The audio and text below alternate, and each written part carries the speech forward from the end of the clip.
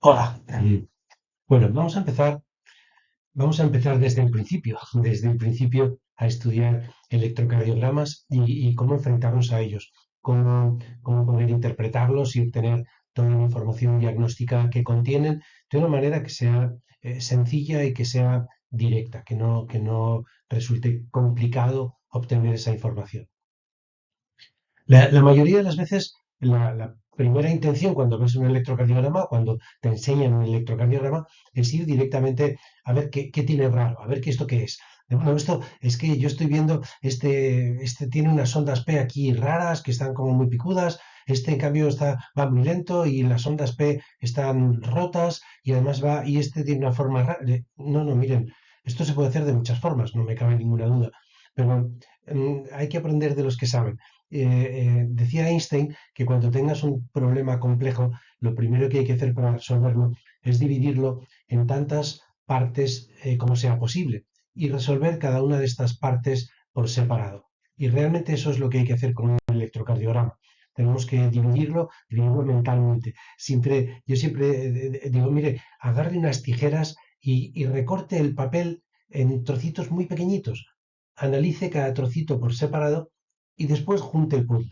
Y va a resultar muchísimo más sencillo que intentar resolver el problema global de forma conjunta. ¿Cuáles son cada una de estas partes en las que vamos a dividir el electrocardiograma? Bueno, pues lo que vamos a hacer es dividirlo en accidentes, pónganme comillas, accidentes, y ahora les explico lo que es electrocardiográfico o electrocardiográficos, y ahora lo que vamos a hacer es medirlos, medir esos accidentes, mira, este se llama así, mide tanto por tanto, y esto es normal o no lo es. El poder dividir el electrocardiograma en pequeñas partes sencillas y resolver cada uno por separado, lo primero que tenemos que hacer es fijar lo que se llama la línea isoeléctrica. Esto es una tontería, no es una tontería, es una cuestión muy básica, pero realmente si no lo resolvemos antes de empezar, luego no se van creando más que distintas confusiones o distintas dudas. Pero la línea isoeléctrica sería la línea de base en la cual el valor sería cero, cero voltaje, no hay desviación hacia arriba o hacia abajo. Es el punto cero de la gráfica sobre la que voy a dibujar mi electrocardiograma. Esta línea isoeléctrica yo no voy a dibujarla, no la voy a elegir, la voy a ver en mi electrocardiograma una vez que está registrado. Cuando yo enciendo mi equipo de electrocardiografía y le digo que empiece a imprimir, él solo me dibuja la línea isoeléctrica y no hay todavía ninguna onda ni nada parecido, ninguna modificación. Luego, una vez que está saliendo el papel y le digo que imprima la derivación 1, por poner un ejemplo, esta línea isoeléctrica empieza a tener ondas. Esta línea isoeléctrica, que es automática, que la fija en el equipo de forma automática, yo incluso puedo pintarla si quiero, si es mi capricho, sobre mi registro electrocardiográfico que tengo que analizar. Pero sobre todo lo que voy a hacer es imaginarla. Es decir, esta sería de forma imaginaria mi línea isoeléctrica. Cuando yo estoy registrando un electrocardiograma, tengo que pensar que esta línea isoeléctrica sea estable, sea recta, sea plana, que sea limpia. Si yo entre cada ciclo cardíaco la línea isoeléctrica no la puedo ver, está muy alterada, toda llena de interferencias, lo que tengo que hacer es intentar mejorar el registro para que luego cuando empiece a ver otras ondas, intervalos, otros accidentes electrocardiográficos, sea fácil medirlo y sea fácil identificarlos. Entonces, esta sería mi línea isoeléctrica, es el valor cero de voltaje, y sobre esta línea isoeléctrica es sobre la que voy a dibujar mis ondas en el electrocardiograma. Muy importante, insisto, cuando estamos registrando el electrocardiograma, que la línea isoeléctrica sea plana, recta, estable y que no tenga interferencias. A veces no van a conseguirlo y hay que intentar interpretar el electrocardiograma en las condiciones en las que se puede registrar. Esto nos ocurre a todos, a ustedes y a mí, y nos va a seguir ocurriendo. Pero hay que hacer un pequeño esfuerzo por intentar conseguir esta línea isoeléctrica plana y estable. Sobre esta línea isoeléctrica vamos a fijarnos en distintos periodos, distintos problemas simples en los cuales vamos a dividir nuestro electrocardiograma. Lo vamos a dividir en ondas. Vamos a tener la onda P, la onda Q, la onda R, la onda S y la onda T.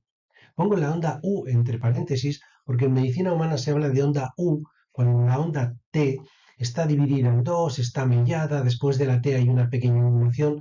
Normalmente en medicina veterinaria no hablamos de onda U, hablamos de onda T, la onda T mellada, grande, prolongada, como bifásica, como ustedes quieran, pero no le damos ese nombre de U a la segunda parte de la onda T en caso de que exista, que normalmente no existe, habitualmente no existe. Además de estas ondas tenemos segmentos. En los segmentos, que es un trocito del electrocardiograma, lo que me interesa es analizar si el segmento está sobre la línea isoeléctrica, por encima o por debajo de la línea isoeléctrica. Por eso debo tener una buena línea isoeléctrica plana y estable, porque si no, no voy a poder hacer estas determinaciones. Voy a fijarme en dos segmentos, el segmento PQ y el segmento ST. Son dos trocitos del electrocardiograma que yo voy a analizar para ver si están por encima o están por debajo de la línea isoeléctrica. Finalmente, el tercer grupo de problemas simples en los que voy a dividir el electrocardiograma son intervalos, y es un periodo de tiempo que incluye una o varias ondas y uno o varios segmentos. Voy a utilizar o voy a analizar tres intervalos. El intervalo PR, el intervalo QRS y el intervalo QT. De tal manera que en estos accidentes electrocardiográficos tengo ondas, miro ancho y alto o profundo, si es hacia abajo, segmentos, desviaciones hacia arriba o hacia abajo de la línea isoeléctrica e intervalos, duración de un determinado periodo del electrocardiograma. Además de los intervalos PR, QRS y QT, también voy a analizar en algunos casos los intervalos PP y RR. El intervalo PP sería el intervalo entre dos ondas P consecutivas, es decir, un ciclo cardíaco completo empezando en la actividad auricular. El intervalo RR sería el intervalo entre dos ondas R consecutivas, es decir, un ciclo cardíaco completo, pero empezando con la actividad ventricular. En algunas arritmias, sobre todo, me va a resultar útil analizar estos intervalos para identificar la anomalía. Bueno, tengo también dentro del electrocardiograma que fijarnos en el ciclo cardíaco. El ciclo cardíaco es el tipo de actividad que está repitiendo el corazón de forma constante y permanente. Este ciclo cardíaco admite dos variantes o dos análisis. Una es el ciclo cardíaco eléctrico, la actividad eléctrica del corazón, y otra es el ciclo cardíaco mecánico o muscular, como quieran llamarlo, que es la actividad contráctil del corazón, la actividad física, la actividad muscular. Normalmente están prácticamente solapados. El eléctrico empieza una fracción de tiempo un poquito antes que el muscular, que es lo que tarda el músculo en responder a esa actividad eléctrica, y el músculo finaliza a la vez que finaliza la actividad eléctrica. Pero es importante hacer esta división para poder analizar bien el electrocardiograma. La actividad del ciclo cardíaco eléctrico normalmente consideramos el PP, es decir, desde el principio de una onda P, toda la actividad y la fase de reposo hasta el inicio de la siguiente onda P. Antes les he dicho que también íbamos en algunas ocasiones a ver un intervalo RR que sería entre dos ondas R consecutivas. Al fin y al cabo es un ciclo cardíaco completo en cualquiera de los dos casos, pero empezando a contar desde la actividad auricular o empezando a contar en la actividad ventricular de forma normal, sin hacerlo más difícil y salvo en algunos casos para analizar algunas arritmias que veremos en su momento, el intervalo PP es un ciclo cardíaco completo, actividad auricular, ventricular y reposo. Por el contrario, el ciclo mecánico está compuesto por las fases de sístole y diástole. Claro, sístole es la contracción, diástole es la relajación. En realidad hay una sístole auricular y una diástole auricular y una sístole ventricular y una diástole ventricular. Incluso podemos dividirlo entre aurícula derecha, aurícula izquierda, ventrículo derecho, ventrículo izquierdo, porque hay una minúscula fracción de tiempo que separa ambas.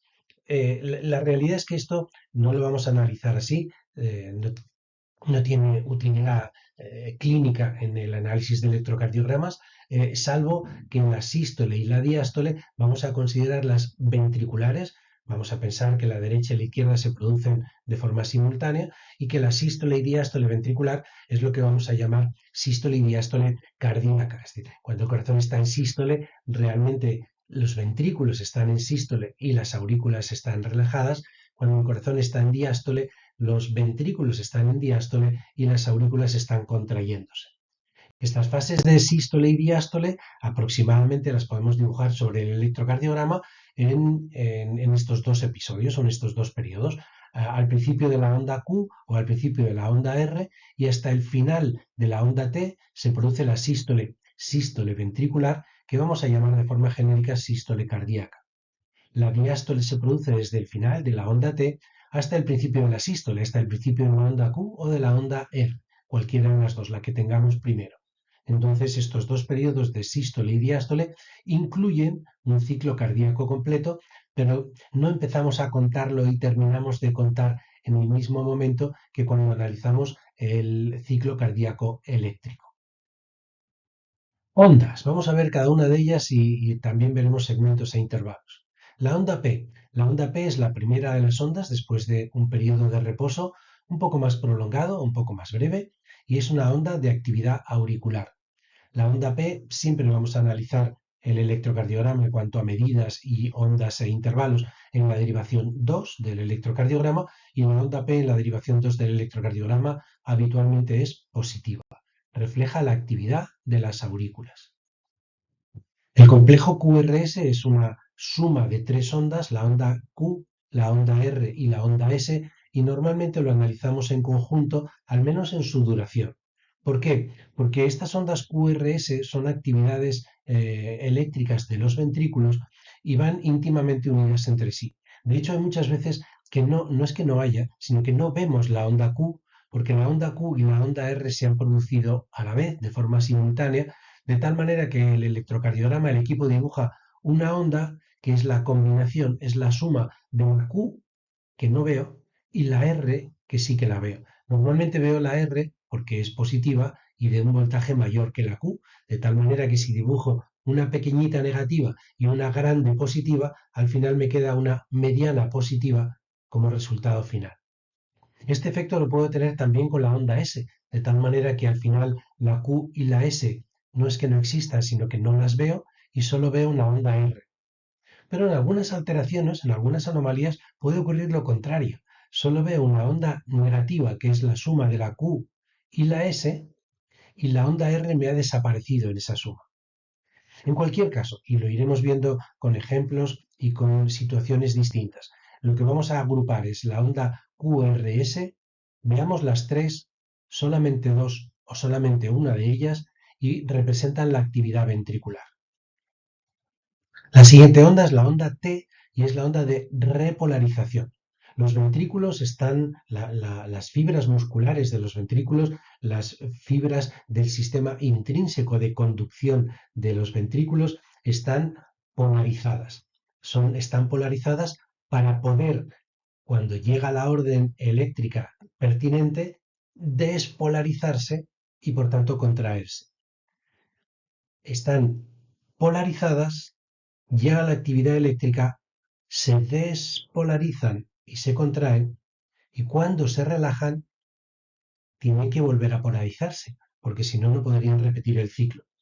Esta fase, para volver a estar cargadas, las fibras musculares y las fibras del sistema intrínseco de conducción en los ventrículos, esta fase de recarga, de repolarización, es la onda T, es la onda de repolarización ventricular. En cuanto a los segmentos, he dicho que iba a analizar dos, y es el segmento PQ y el segmento ST. Claro, el PQ, ese es el nombre correcto, y es el periodo pequeñito que sucede desde el final de la P hasta el principio de la Q. Aquí en este segmento lo que me interesa es analizar si está por encima, sobre o por debajo de la línea isoeléctrica. Con el segmento ST exactamente lo mismo, desde el final de la onda S hasta el principio de la onda T. ¿Qué es lo que me interesa? Analizar si está por encima, sobre o por debajo de la línea isoeléctrica. En estos segmentos, y siguiendo con la misma explicación que hemos visto hace un momento, si yo no veo la onda Q, porque está unida a la R, tendría un segmento PR y analizaría todo el PR. Si yo no veo la onda S, porque está unida a la R, sería el segmento RT y analizaría todo el segmento RT. Pero, aunque yo analice esos fragmentos, no cambie el nombre. El nombre es segmento PQ, aunque no haya Q y lo tenga que medir hasta el principio de la R. Y el nombre es segmento ST, aunque no haya S y lo mida desde el principio de la R. Segmentos PQ y segmentos ST. Y verán que ahora se crea una cierta confusión por estos nombres. Además del segmento PQ, tengo el intervalo PR. Vaya por Dios. El intervalo incluye una onda y un segmento. Y se llama PR para confundirnos, porque realmente es el intervalo PQ. Claro que si no hay Q, entonces es PR, efectivamente. Si no hay Q, es PR. Pero si hay Q, sería PQ. Pero no se cambia el nombre. Tengo el segmento PQ y tengo el intervalo PR. El segmento es solo el fragmento entre la P y la Q y el intervalo PR es toda la actividad que hay desde el principio de la onda P hasta el principio de la onda Q. Si no hay onda Q, desde el principio de la onda P hasta el principio de la onda R. El siguiente intervalo que voy a analizar es el QRS, desde el principio de Q al final de S, o desde el principio de R hasta el final de S, o desde el principio del Q hasta el final de R, en función de que yo vea las tres ondas, solamente dos de ellas, incluso solamente una onda. Lo que me interesa de los intervalos es la duración, de tal manera que voy a medir la duración desde que abandona la gráfica mi línea isoeléctrica hasta que en la gráfica vuelve a retomar, vuelve a conseguir el nivel de la línea isoeléctrica. Este es el intervalo QRS. Y el siguiente intervalo que mediremos será el intervalo QT, desde el principio de la Q al final de la T, si no hay Q, desde el principio de la R hasta el final de la T. También en medicina humana se habla de un intervalo QT corregido. En lugar de considerar el valor absoluto de este intervalo simplemente midiendo, lo que ocurre es que ese valor que obtenemos midiendo se corrige en función de la frecuencia cardíaca. Este intervalo QT corregido también se puede calcular en medicina veterinaria en nuestros pacientes, pero la realidad es que aparentemente nos aporta muy poca información adicional. La mayoría de las veces nos quedamos solamente con el intervalo QT como valor para analizar. Aquí lo que tenemos es el electrocardiograma dividido en otras dos porciones. Habíamos visto que teníamos un ciclo de actividad eléctrica, un ciclo eléctrico y una fase de reposo. También habíamos visto que teníamos una sístole y una diástole que podían ser auriculares o ventriculares, pero que cuando hablábamos de sístole cardíaca y diástole cardíaca lo asociábamos a sístole ventricular y diástole ventricular. Bueno, pues aquí en el electrocardiograma podemos volver a dividir el electrocardiograma en dos fases o en tres, y ahora les explico la tercera. La primera fase es la fase supraventricular, es la fase que tiene lugar en las aurículas, supraventricular por encima de los ventrículos. Esta fase supraventricular incluye la onda P, incluye el segmento PQ y realmente está representada por el intervalo PR, de tal manera que la parte supraventricular coincide con el intervalo PR. La parte ventricular del electrocardiograma empieza con el inicio de la onda Q, si no la veo el inicio de la onda R, y termina con el final de la onda T. Esto representa la actividad de los ventrículos en el electrocardiograma. Como ven, es el intervalo QT, de tal manera que el intervalo PR refleja la actividad por encima de los ventrículos, la actividad supraventricular, la actividad de las aurículas, y el intervalo QT refleja la actividad ventricular, refleja tanto la actividad del ventrículo derecho como del ventrículo izquierdo. Les había dicho que hay tres fases, la parte supraventricular, la parte ventricular y por supuesto la fase de reposo eléctrico, que es la que tengo una línea isoeléctrica plana y que separa dos ciclos cardíacos entre sí. La fase de reposo eléctrico puede parecer de, bueno, bien, esta es la línea plana y esta, no, es importante porque si esta fase de reposo eléctrico es muy grande, la frecuencia cardíaca es baja y tendremos una bradicardia. Si la fase de reposo eléctrico es muy breve, tendremos una frecuencia cardíaca muy alta y una taquicardia. Si la fase de reposo eléctrico es regular, tendremos un ritmo regular. Mientras que si el reposo eléctrico es irregular, vamos a tener una arritmia, vamos a tener un ritmo irregular. De manera que analizar la fase de reposo eléctrico también nos ayuda a fijar sobre todo frecuencia cardíaca y presencia de arritmias. Para medir en el electrocardiograma tenemos que tener en cuenta siempre las condiciones de registro. ¿Cómo le he pedido yo a mi electrocardiógrafo que me dibuje el electrocardiograma de mi paciente? Y esto lo marco yo. Yo le digo a mi electrocardiógrafo, a mi equipo, qué velocidad quiero que tenga el papel, cuánto papel va a salir por minuto. Esto lo que me va a marcar es el valor de cada milímetro o de cada centímetro de papel en segundos. También le voy a decir la sensibilidad con la que quiero que me dibuje las ondas. Y yo puedo elegir la sensibilidad que quiera y me dibujará las ondas más grandes o más pequeñas. Sería un poco la escala del dibujo. Y precisamente esta sensibilidad del electrocardiograma, que la he elegido yo, es la que me va a decir cuánto vale cada milímetro o cada centímetro en milivoltios. Yo voy a medir el tiempo en horizontal en segundos y el voltaje, la diferencia de potencial, la electricidad al final, lo voy a medir en milivoltios y es en vertical. De tal manera que mi gráfica es voltaje, milivoltios, y tiempo, segundos. Y ahí es donde voy a ver cuál es la actividad eléctrica del corazón. El tiempo, como les digo, siempre en horizontal y siempre dependiendo de la velocidad del papel. Si el papel sale muy rápido, claramente cada centímetro serán menos segundos. Si el papel sale muy despacito, cada centímetro serán más segundos. De tal manera que voy a tener que calcular la duración de las ondas y los intervalos según la velocidad del papel.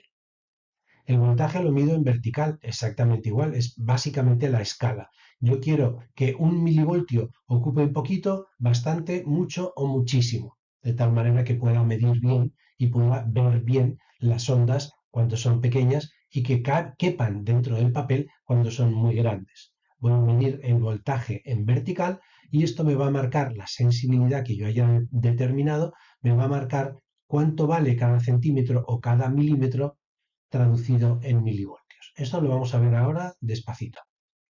Con esto fijamos las primeras bases. La línea isoeléctrica, ondas, segmentos, intervalos y las diferentes modalidades de ciclo cardíaco que podemos considerar. Eléctrico, mecánico y porción auricular o supraventricular y porción ventricular del electrocardiograma. Seguimos a continuación. Gracias.